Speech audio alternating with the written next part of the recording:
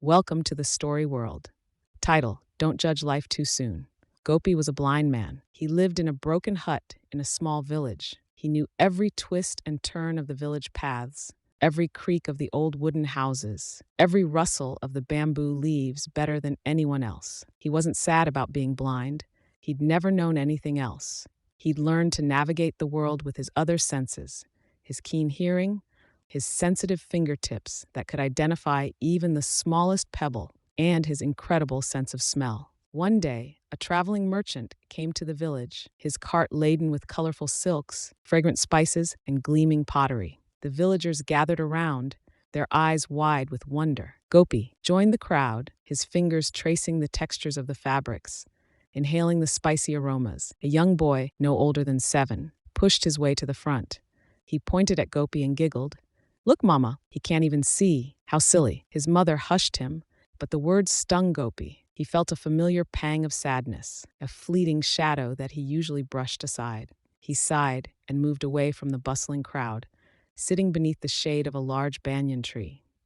As he sat there, a small, trembling voice spoke. "Excuse me, sir." Gopi looked down and saw a tiny girl, no older than 5, clutching a wilting flower. Her eyes were filled with tears. "My flower, it's dying," she whispered, her voice choked with sobs. "I wanted to give it to my grandmother, but it's losing its petals." Gopi gently took the flower. His sensitive fingers traced the delicate petals, feeling the dryness, the loss of moisture. He smelled the faint, fading fragrance. "Don't worry, little one," he said softly. "I know what to do." He led the girl to a nearby stream. He carefully placed the flower in the cool water, letting it drink its fill.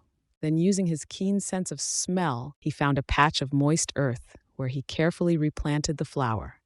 "It needs sunlight," he said, guiding the girl to a sunny spot, "but not too much. And it needs gentle care." The girl watched, her tears drying. She helped Gopi water the flower, her small hands carefully tending to it. Over the next few days, Gopi checked on the flower, ensuring it received just the right amount of sun and water. He used his sense of touch to feel the soil's moisture and the flower's strength.